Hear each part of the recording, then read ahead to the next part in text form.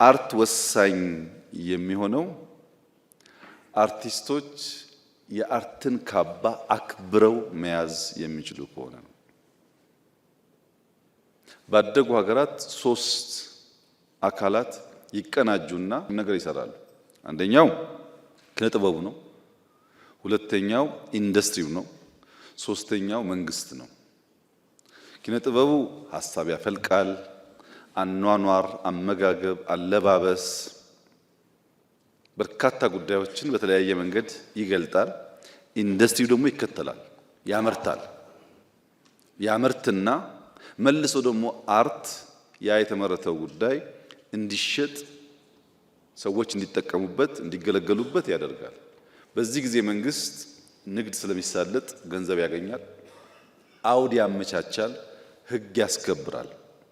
እነዚህ ሶስት ፓርትነርስ ተስማምተው በሰሩባቸው ሀገራት ቁም ነገር ተሰርቷል። አንዳንዴ አርት ብቻውን፣ አንዳንዴ መንግስት ብቻውን፣ አንዳንዴ ኢንዱስትሪ ብቻውን ከሆነ ሙሉ አይሆንም።